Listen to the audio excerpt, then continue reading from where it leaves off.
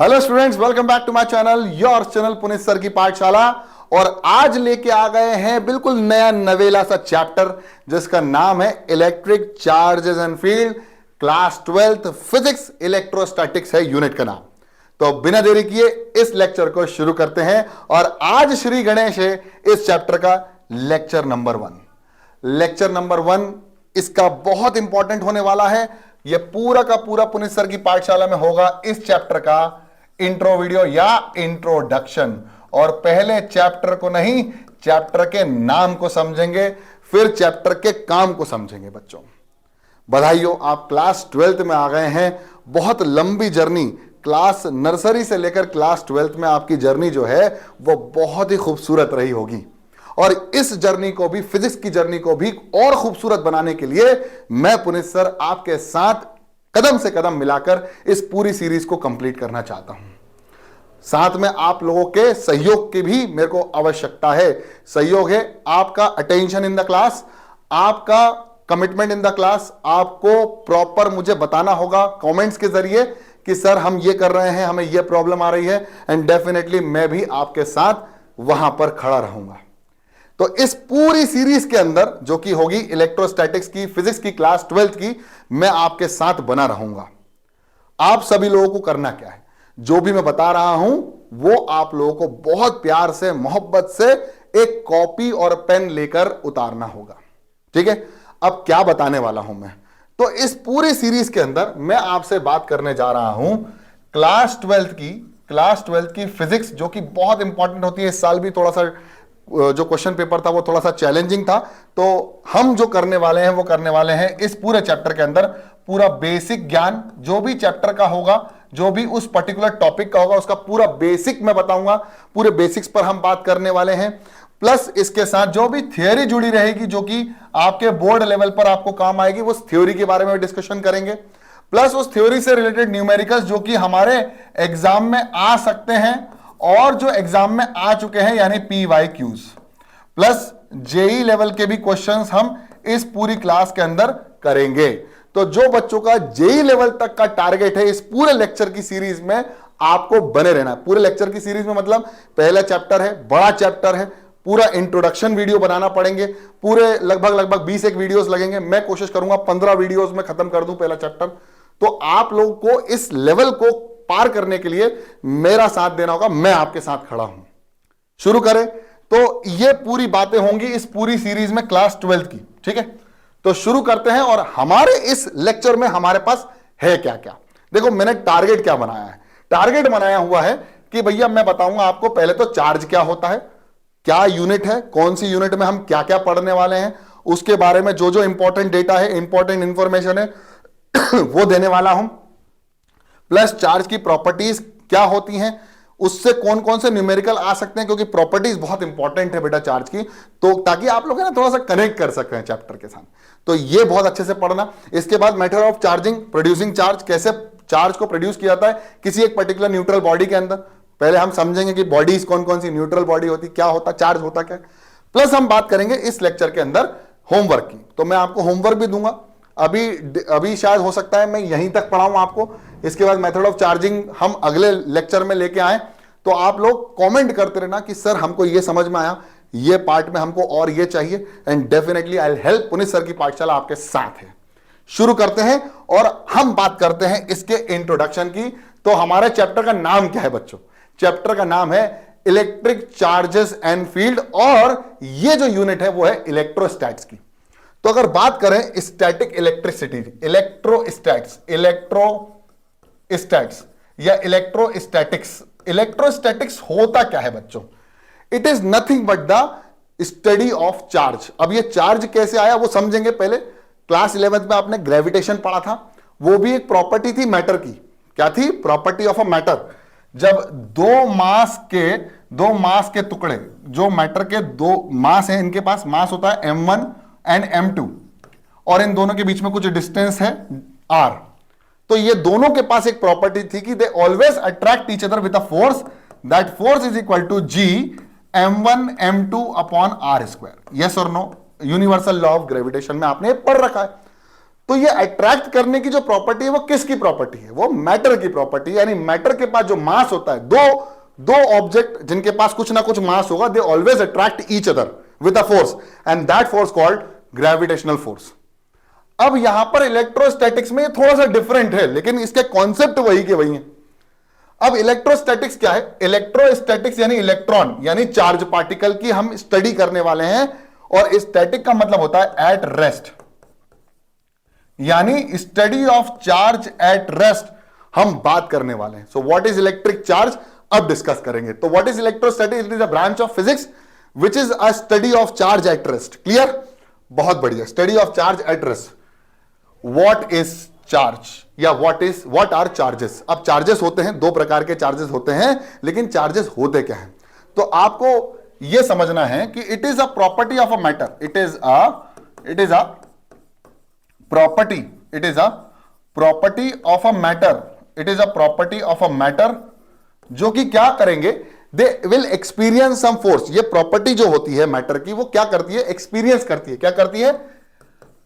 Experience करती है, experiences a force, experiences a force, एक फोर्स महसूस करती है। फोर्स क्या होता है? पुश और pull. Experiences a force when placed in a electromagnetic field, when placed in a electromagnetic field. अब व्हाट इज इलेक्ट्रोमैग्नेटिक फील्ड? एक फील्ड होती है जो कि इलेक्ट्रोमैग्नेटिक फील्ड होती है। जैसे आपने सुना होगा ना कि इलेक्ट्रोमैग्नेटिक नेचर होता है किसका? लाइट का। Light is an electromagnetic wave. तो एक फील्ड होती है। फील्ड मतलब होता है ऑरा। इसको हम और लेटर पार्ट में डिस्कस करेंगे, बट डेफिनेशन कुछ इस तरह की है। It is a property of material which experiences a force. अब इलेक्ट्रोमैग्नेटिक फील्ड क्या होती है? उसके अंदर वो फोर्स महसूस करता है। कौन? वो पार्टिकल, वो मैटर, उसके अंदर कुछ पार्टिकल होंगे। तो what is charge? Charge is a particle, charge is a particle. लेकिन लेटर ऑन आपको पता चलेगा चार्ज एक वेव भी है। तो हम पार्टिकल नेचर पढ़ रहे हैं अभी किसका? चार्जेस का। तो चार्ज क्या है? एक पार्टिकल है। अब वो पार्टिकल कैसा है? The particle is sub atomic, it is a sub atomic particle. What is sub atomic particle? Can you tell me? Comment box में पॉज करो, कमेंट बॉक्स करो। Sub atomic particle is smaller than atom. क्या होता है? Smaller than atom. Atom से छोटा कोई particle होता है जिसको हम क्या कहा जाता है? चार्ज। क्या होता है? Charge is a sub atomic particle which is smaller than atom. Smaller than atom, बहुत छोटा पार्टिकल है, बहुत छोटा पार्टिकल है। ठीक है? अब ये क्या करते हैं? ये आपस में इंटरेक्ट करते हैं और एक्सपीरियंस करते हैं कुछ फोर्सेस, और उसी फोर्स को हम बोलते हैं इलेक्ट्रोस्टैटिक फोर्स। जैसे ग्रेविटेशनल फोर्स था, ऐसे ही इलेक्ट्रोस्टैटिक फोर्स भी होता है। Electrostatic force are relatable for electric charges.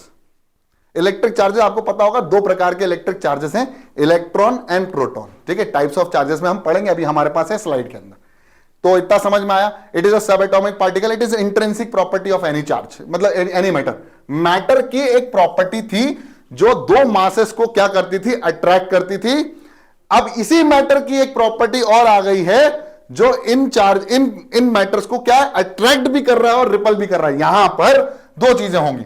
Electrostatic force both nature बताएगा। कौन कौन से दो नेचर बताएगा? ये अट्रैक्टिव भी बताएगा और रिपल्सिव भी बताएगा। यानी attractive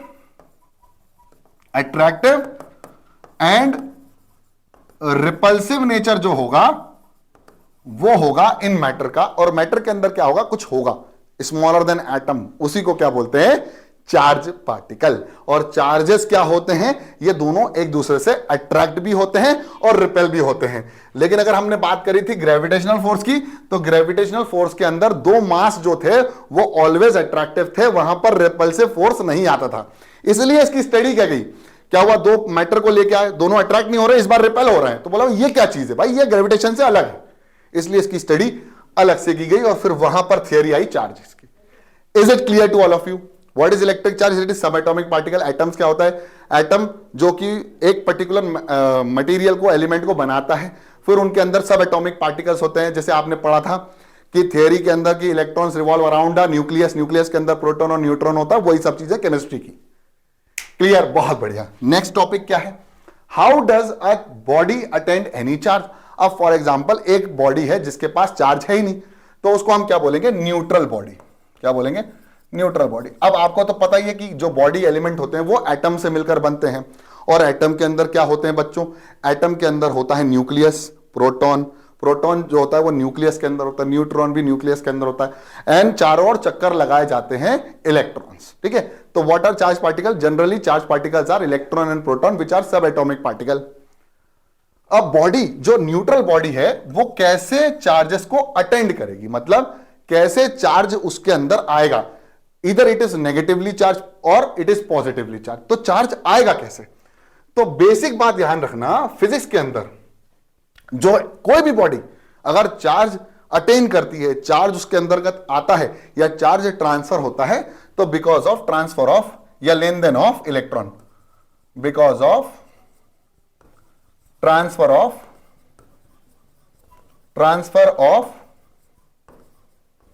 electron. What is electron? It is sub atomic particle. Clear? Negatively charge कहते हैं, अभी आगे है स्लाइड। तो how does a body attend a charge? It is just a transfer of electron. Transfer of electron से ही charge body charge हो जाती है, अनचार्ज बॉडी चार्ज हो जाती है। कैसे?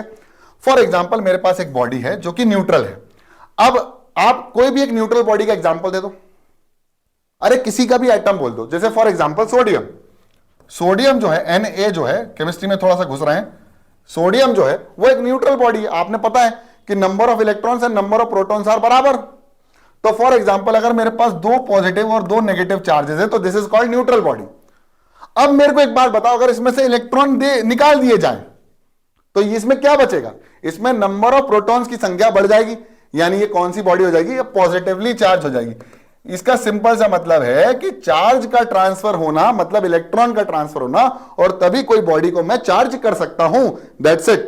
अभी कैसे, इसके बारे में हम डेप्थ में बढ़ेंगे। जैसे आपने सुना होगा ना NaCl, Na+Cl-, तो Na पॉजिटिव कब होता है? जब ये इलेक्ट्रॉन देता है और ये इलेक्ट्रॉन ले लेता है, तो इलेक्ट्रॉन के ही ट्रांसफर से क्या होता है? आयंस क्रिएट होते हैं, और तभी बॉडी क्या होती है? चार्ज पार्टिकल, चार्ज होती है, चार्ज ट्रांसफर होता है। क्लियर?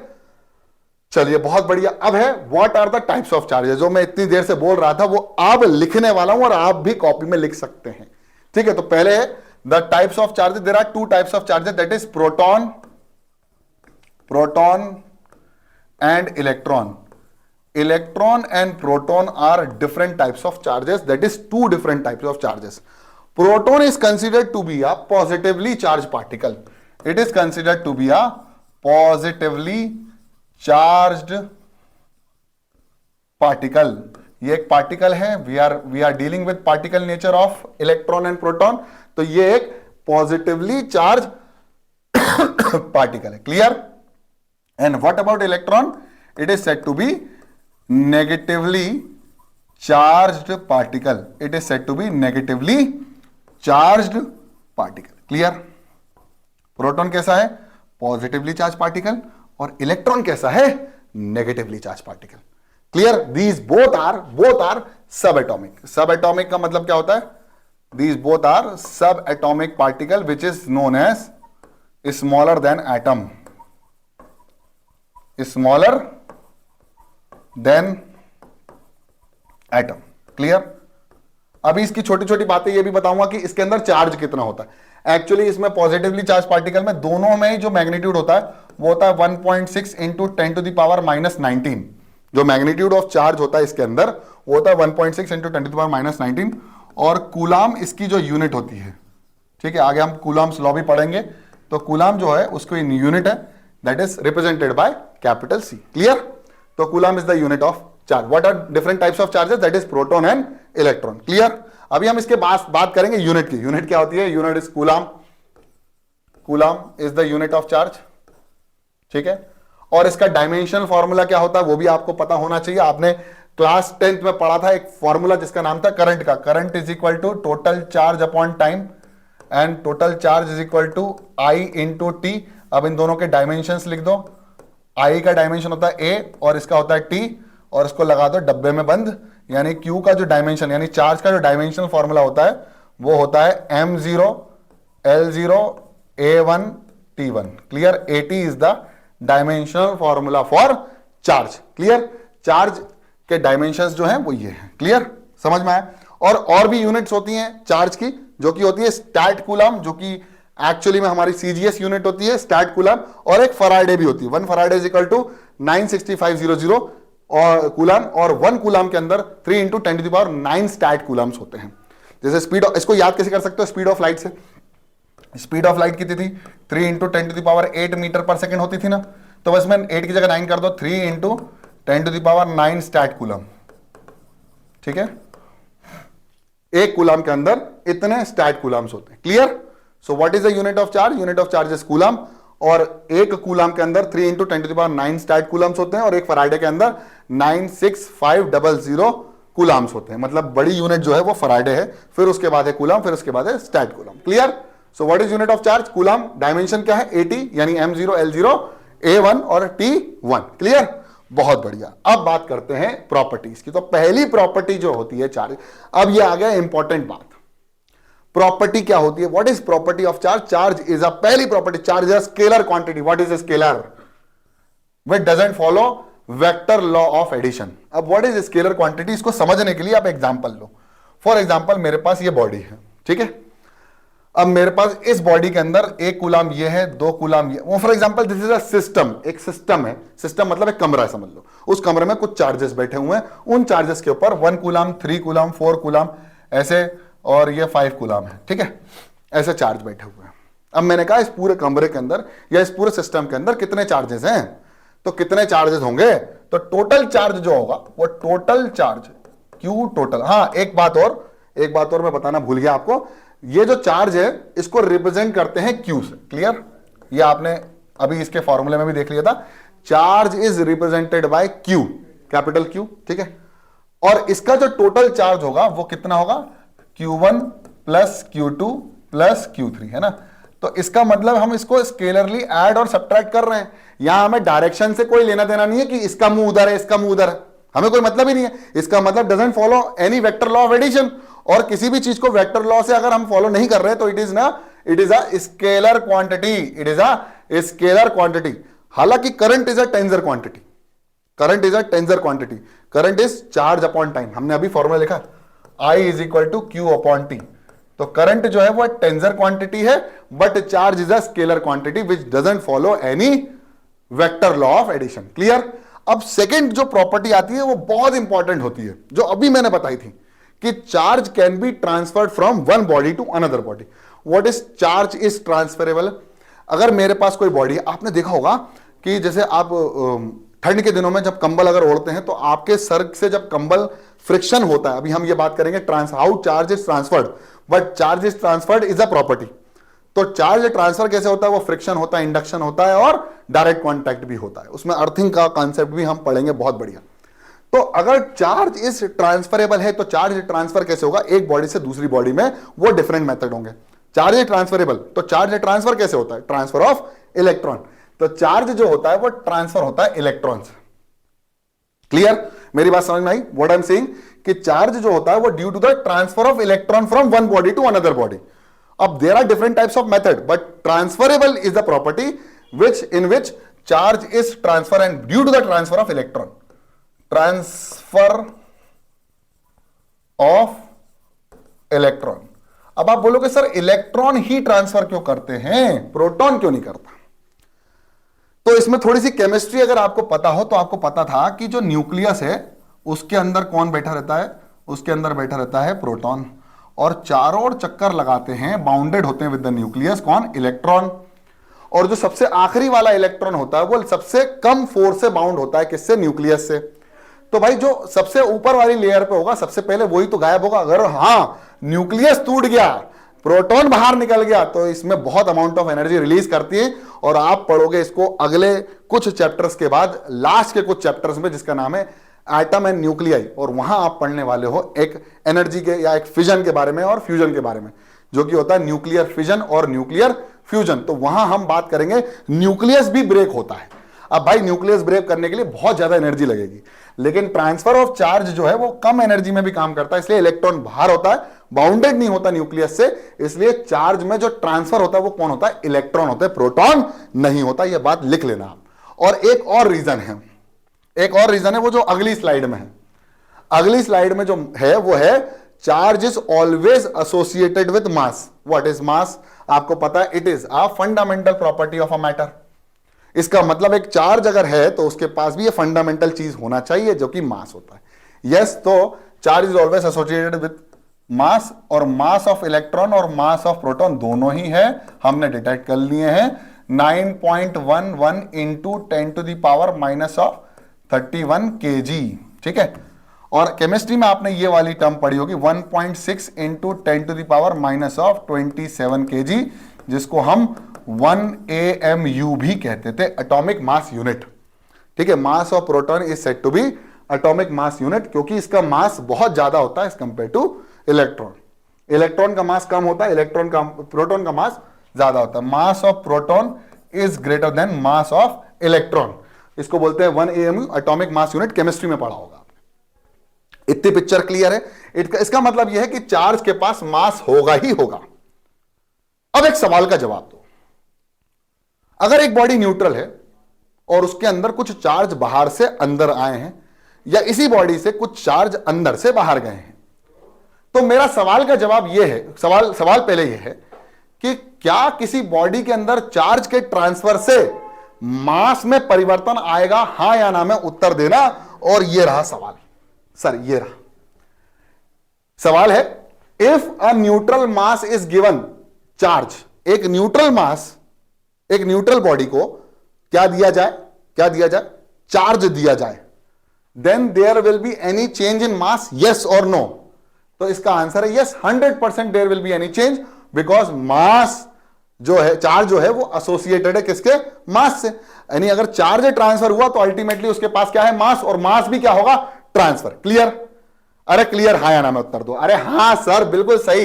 इस सवाल का जवाब है charge is associated with mass. Yes yes yes, mass will change, या मास, हाँ इसको इस तरीके, mass will change. Why it will change? Because charge is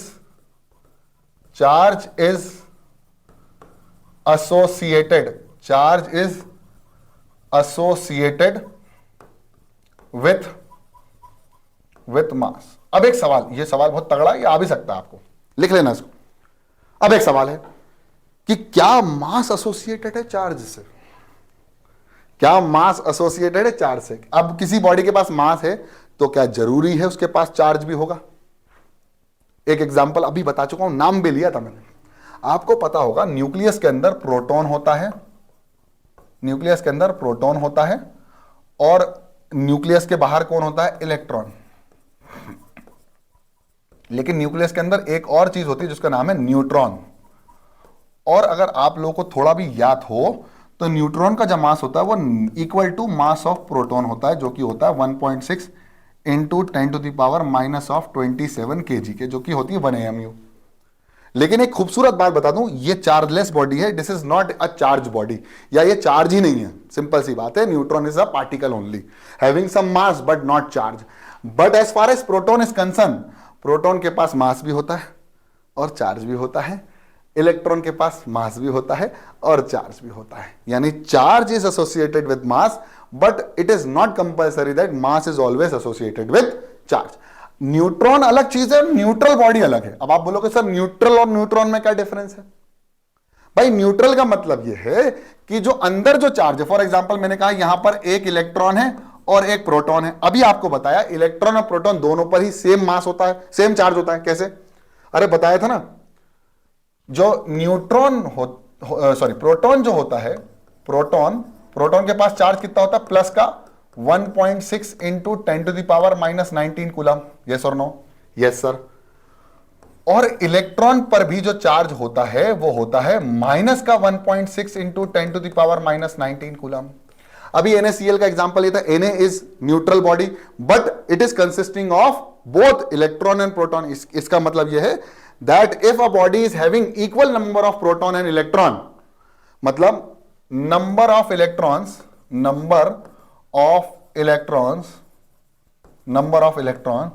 is equal to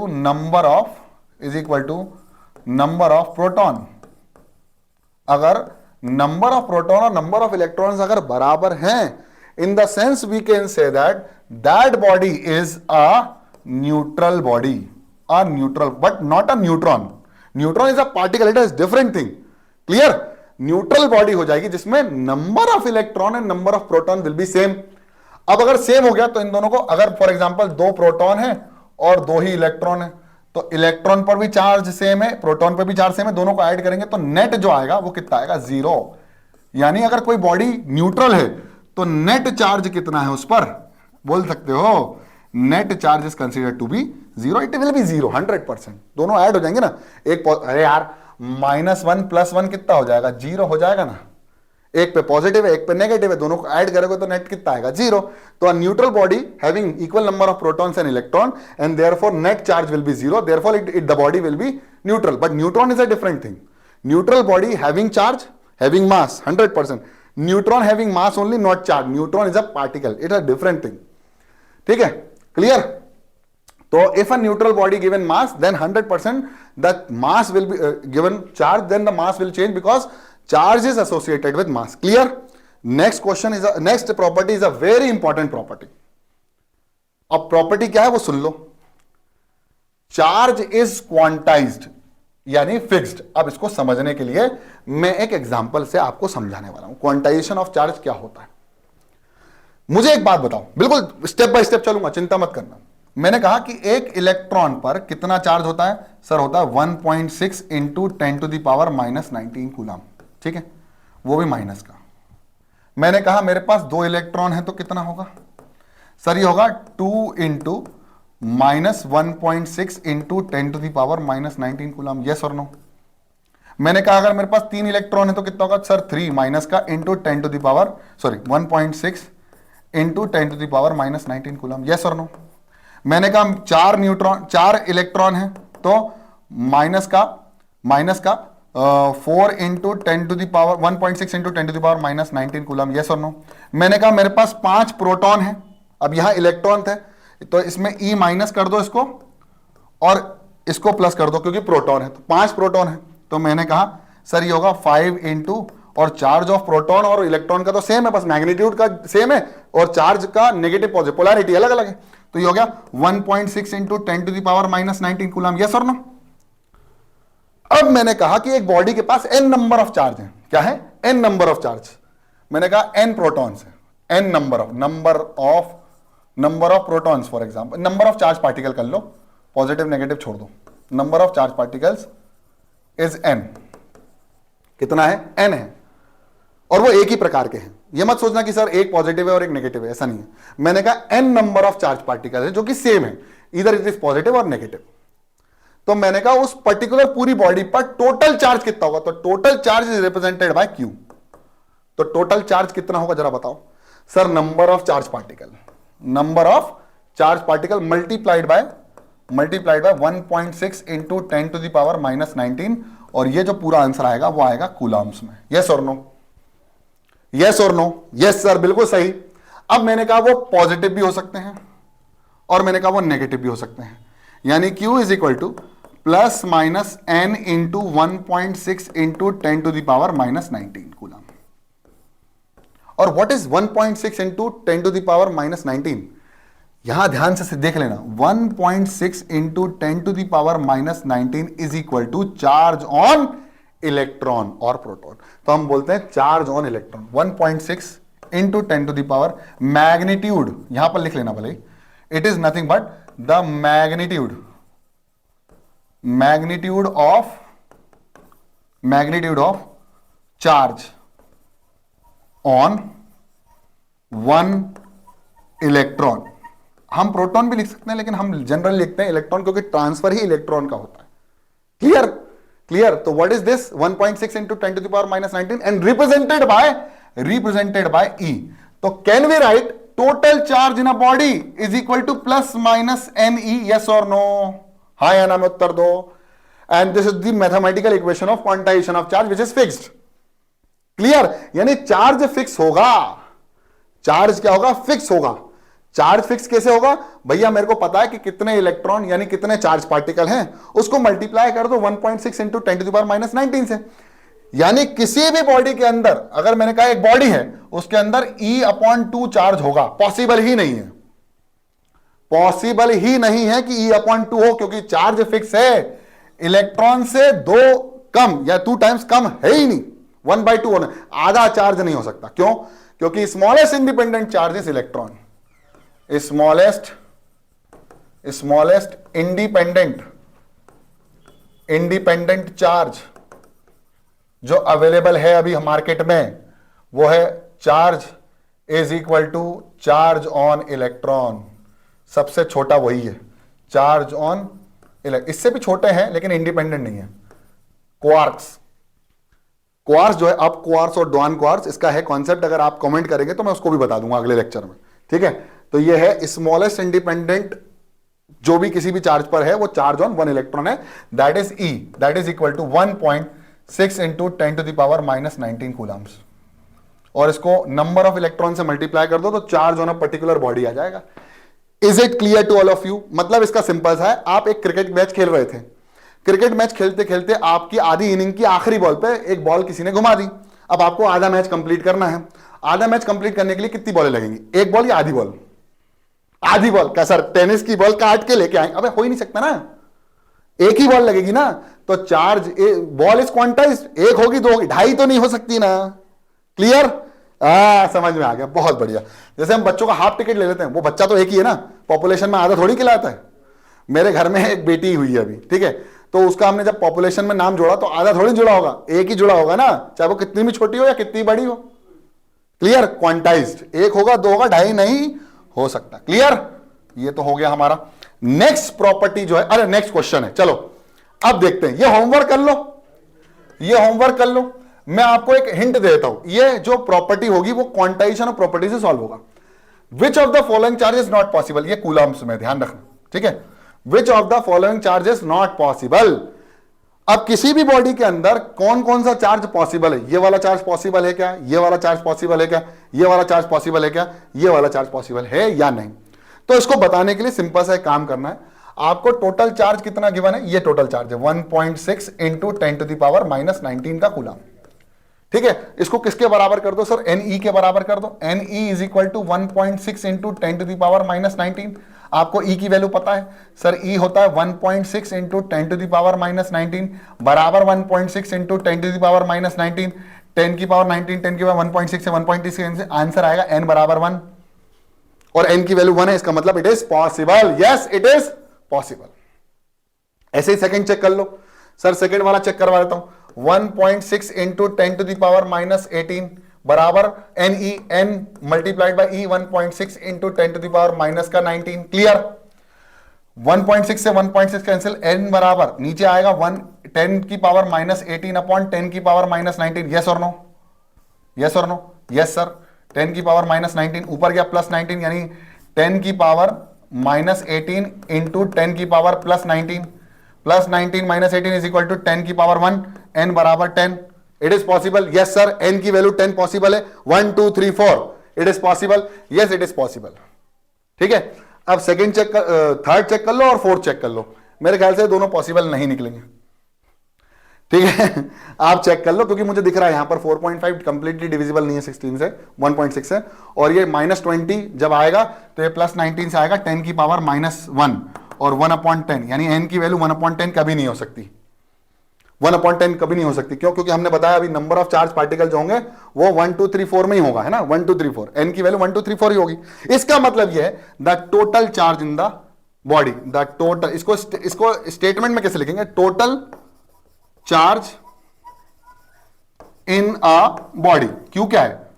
total charge in a body is equal to आया is, language में इसको लिखते हैं इज। ये क्या है? n प्लस माइनस के आगे क्या है? n की वैल्यू 1 2 3 4 और प्लस माइनस, तो इंटीजर हो गया। अरे 1 लगा दिया, प्लस लगा दिया, माइनस लगा दिया, 1 लगा दिया, तो 1 और ये 1 दोनों किसके अंतर्गत आते हैं? इंटीजर्स में। मैथमेटिक्स में इंटीजर आता है, तो इसको हम बोलते हैं इंटीग्रल। इंटीग्रल इज इंटीग्रल, और इन दोनों के बीच में क्या? Multiple, multiply. तो इंटीग्रल मल्टीपल किसका मल्टीप्लीकेशन है? ऑफ किसका है? ई क्या है? 1.6, यानी ऑफ चार्ज ऑन इलेक्ट्रॉन, या चार्ज, यहां लिख दो चार्ज ऑन इलेक्ट्रॉन, बस इतना लिख दो, खत्म। ये statement wise, this is the statement for quantization of charge, this is the mathematical expression for quantization of charge. तो for numerical you will write this, for theory you will write this. क्या खूबसूरत बात समझ में आ गई sir, clear, बहुत बढ़िया। तो 5 प्रॉपर्टी हो गई भाई, बहुत खूबसूरती से, शानदार। 5 नहीं 4 हो गई सर, ठीक है।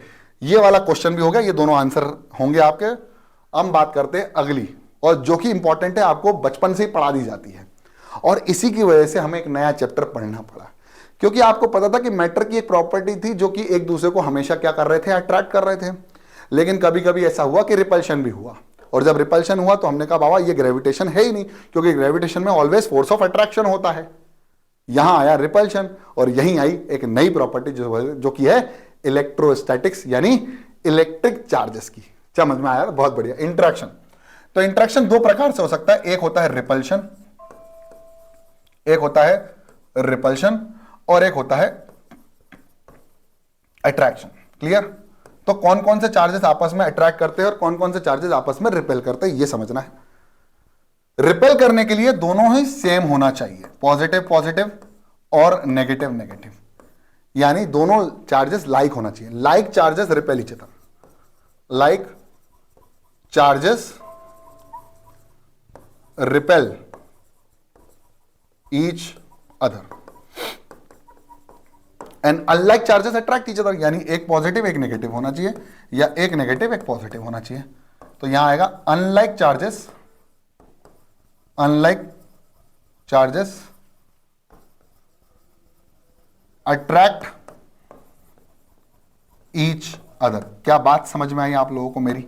खूबसूरत बात समझ में आई? हाँ या ना में उत्तर देना।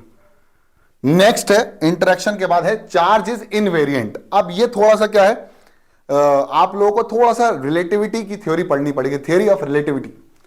थ्योरी ऑफ रिलेटिविटी के अंतर्गत आपको यह पता चला था कि मास जो है किसी भी बॉडी का, जो कि होता है m, वो चेंज हो जाता है रेस्ट मास से जब कोई बॉडी बहुत तेज स्पीड से आगे बढ़ रही होती है। और ये जो इक्वेशन थी वो थी m0 upon under root of 1 minus v square upon c square, जिसको इस इक्वेशन को बहुत फेमस इक्वेशन बोला जाता है। क्यों?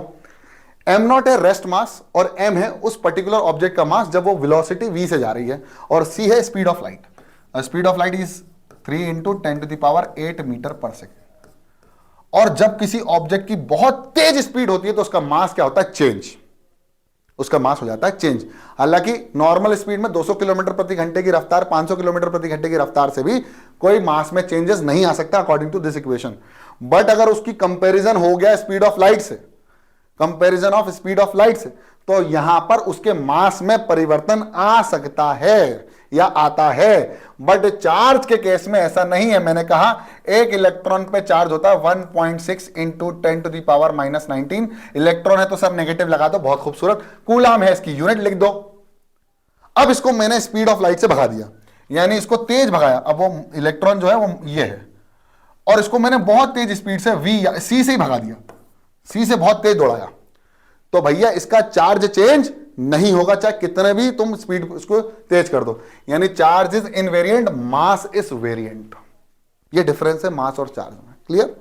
हाँ, चार्ज इज इनवेरिएंट, चार्ज कभी चेंज नहीं होता, चाहे स्पीड कितनी भी हो, comparison of speed of light हो या उससे भी ज्यादा हो, बट चार्ज चेंज नहीं होगा, मास चेंज हो जाएगा उस बॉडी का। Clear? Charge is invariant. Next है, इज वेरी इंपॉर्टेंट, यह है accelerated charge. Accelerated charge radiates energy. अगर कोई चार्ज बहुत तेज स्पीड से जा रहा है, या मैं कहूं पहले तो चार्ज रुका हुआ है, for example charge at rest. Charge अभी आप पढ़ोगे, पूरी 12th में यही पढ़ना है आपको, चार्ज ही पढ़ना है। अगर कोई ऑब्जेक्ट या चार्ज रेस्ट पर है, इलेक्ट्रॉन रेस्ट पर है, तो उस पर केवल एक ही फील्ड, वो एक ही फील्ड प्रोड्यूस कर पाता है जिसका नाम है इलेक्ट्रिक फील्ड। ये अभी मोटे मोटे तौर पर सुन लो बस, है ना। इसके पास सिर्फ एक ही फील्ड होगी जो कि होगी इलेक्ट्रिक फील्ड। ठीक है? अगर मान लो एक चार्ज है जो रेस्ट पे ना होके किसी कांस्टेंट वेलोसिटी से है, यानी वेलोसिटी से जा रहा है, एक्सेलरेट नहीं कर रहा है, वेलोसिटी से जा रहा है, तो अगर वो वेलोसिटी से जा रहा है तो उसके पास इलेक्ट्रिक फील्ड तो हमेशा होगी, लेकिन उसके साथ मैग्नेटिक फील्ड भी होगी। Magnetic field is represented by B. मतलब इसके पास दोनों चीजें होंगी। क्या होंगी? इलेक्ट्रिक फील्ड भी होगी और मैग्नेटिक फील्ड भी होगी। एक और इंपॉर्टेंट बात समझ लो कि अगर एक बॉडी उसकी वेलोसिटी चेंज हो रही है, यानी ए बराबर डीवी बाई डी टी, आपने पढ़ा हुआ है 11th क्लास में, ठीक है। A is equal to change in velocity with respect to time. और अगर उसकी वेलोसिटी या उसके पास कुछ एक्सेलरेशन है तो उसके पास इलेक्ट्रिक फील्ड तो होगी होगी, उसके पास मैग्नेटिक फील्ड भी होगी, and radiates energy, radiates energy. Clear? तो यही है accelerated charge radiate energy. Clear? ये हम पढ़ेंगे और आगे आखिरी के चैप्टर्स में, ठीक है। समझ में आ गया? तो पहला है charge at rest, electrostatics. Charge with velocity is current electricity, charge with velocity with magnetic field, and when charge radiates energy we will be having radiation of charge. Clear? तो वो चार्ज रेडिएट करेगा तो वहां पर कुछ radiation भी आएगा, alpha beta gamma rays. Clear?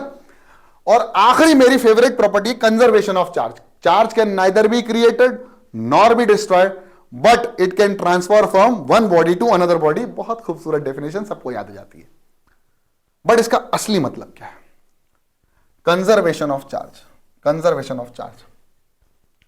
अगर कुछ दिन पहले आपको पता हो कि एक बीमारी आई थी कोरोना, कोरोना के अंदर सब लोग है ना, जिसको भी कोरोना होता था वो एक कमरे में बंद हो जाता था, उसको हम क्वारंटाइन बोलते थे। और एक और शब्द था, कमेंट बॉक्स में लिख देना, मैं बता देता हूं, लेकिन क्वारंटाइन और एक और था आइसोलेशन। क्या था? आइसोलेशन, या आइसोलेशन में चले जाते थे ना, तो आइसोलेशन होता था। और एक बॉडी और होती है जिसको बोलते हैं इंसुलेटेड। ठीक है, समझना। आइसोलेशन, आइसोलेशन मतलब क्या होता है? एक कमरे में बंद हो जाओ, ना आप उस कमरे से बाहर आ जाए, ना आपके कमरे में कोई एंटर हो, इसको हम बोलते हैं आइसोलेटेड बॉडी। आप सोच लो एक सिस्टम है, मैंने कहा वो सिस्टम है ये कमरा, इसको हम बोलते हैं आइसोलेटेड सिस्टम। क्या बोलते हैं इसको? इसको हम बोलते हैं आइसोलेटेड सिस्टम। अब किसी आइसोलेटेड सिस्टम के अंतर्गत, आइसोलेटेड सिस्टम का मतलब क्या है? ना इससे कोई चीज बाहर जाएगी, और कोई चीज का मतलब क्या है? चार्ज। ना कोई चार्ज बाहर जाएगा, ना कोई चार्ज अंदर आएगा। तो मेरे पास डिफरेंट डिफरेंट चार्जेस बैठे हुए हैं यहां पर। फॉर एग्जाम्पल मेरे पास कुछ इलेक्ट्रॉन्स भी हैं। फॉर एग्जाम्पल मेरे पास कुछ बॉडी है, तो मैंने कहा एक बॉडी ये है, एक बॉडी ये है, एक बॉडी ये है, और एक बॉडी ये है, ये है, ये है, और एक बॉडी ये है। ठीक है, दो बॉडी है। अब इन सभी बॉडीज के अंतर्गत देखा जाए तो इनके अंदर कुछ चार्ज भरा हुआ है। यानी रेड वाली बॉडी के पास 2 कूलम का चार्ज है, ठीक है, और व्हाइट वाली बॉडी के पास, सारी व्हाइट वाली बॉडी के पास -3 कूलम का चार्ज है, और जो हमारे पास येलो वाली बॉडीज हैं इनके पास 5 कूलम का चार्ज है। ठीक है, अब जितनी भी आप कैलकुलेट करके बता देना। ठीक है, इनके पास इतना है। अब इस सिस्टम के अंदर टोटल चार्ज कितना है? टोटल चार्ज कितना है? इन सबको ऐड कर दो डायरेक्टली। कैसे सर? रेड वाले कितने? 1 2 3, तो कितना हो गया टोटल? 6। फिर -3 कितने? 1 2 3, तो कितना हो गया? -9। और यहां 5 कितने हैं? 2, तो 10। टोटल ऐड कर दो, 6 -9 + 10 कितना हो जाएगा जरा बताओ? 7 कूलम, है ना। तो इस बॉडी के अंदर कितने हैं? 7 कूलम चार्ज है। टोटल बॉडी के अंदर, आइसोलेटेड सिस्टम के अंदर 7 कूलम का चार्ज है। मतलब ना इस बॉडी से, इस सिस्टम के अंदर से कोई चार्ज बाहर जा सकता है, ना कोई सिस्टम के अंदर कोई चार्ज आ सकता है। अब इनके अंदर हुआ चार्ज का ट्रांसफर, चार्ज का हो गया ट्रांसफर। तो रेड वाली जो हो गई अब बन गई -4 कूलम की, और जो व्हाइट वाली बॉडी हो गई वो 2 कूलम की बन गई, और ये हो गई 7 कूलम की। अब मुझे एक सवाल का जवाब दो, मुझे एक सवाल का जवाब दो, क्या ये जो मैंने लिखा है ये पॉसिबल हो पाएगा? मैंने कहा छोड़ो, मैंने कहा येलो वाले का पता लगा लो। मैंने कहा येलो वाले का पता लगा लो। अगर रेड वाली हो गई -4 की और व्हाइट वाली हो गई 2 की, तो येलो वाली कितने की हो गई होगी ईच? आप लगा सकते हो इजिली। पहले आप इनका कितने टोटल? -4 × 3, फिर -2 × 3, और ये कितने हैं सर? 2 × x। तो आप x निकाल कर फिर उसको डिवाइड बाय 2 कर दोगे तो आपको एक येलो की वैल्यू पता चल जाएगी। यस और नो? इसका मतलब the total charge in the system is always conserve. क्यों? क्योंकि ना कोई चार्ज अंदर आया, ना कोई चार्ज बाहर गया। तो उस सिस्टम को हम क्या बोलते थे? Isolated system. तो यहां पर स्टेटमेंट आती है the total charge in an isolated system is always conserve, is always conserve. Clear? क्या मेरी बात समझ में आई?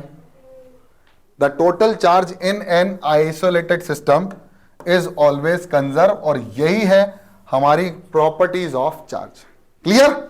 तो इतनी प्रॉपर्टीज, अगर कुछ प्रॉपर्टी मैं मिस कर रहा हूं तो आप कमेंट बॉक्स में लिख सकते हैं। आपका आज का जो होमवर्क है वो ये है कि जो एक न्यूमेरिकल मैंने करवाया है उसको आपको कंप्लीट करना है, कमेंट करना है कि सर हुआ या नहीं हुआ, प्लस प्रॉपर्टीज को याद कर लेना। अगली लेक्चर में आज के काम भी आएंगे और कुछ क्वेश्चंस मैं और करवाऊंगा। ठीक है?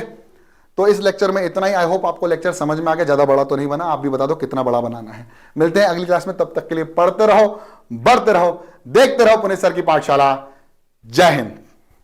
और हां, कल है होली। अब मैं आज शूट कर रहा हूं होली के एक दिन पहले। सभी बच्चों को होली की हार्दिक हार्दिक शुभकामनाएं। मिलते हैं अगली क्लास में।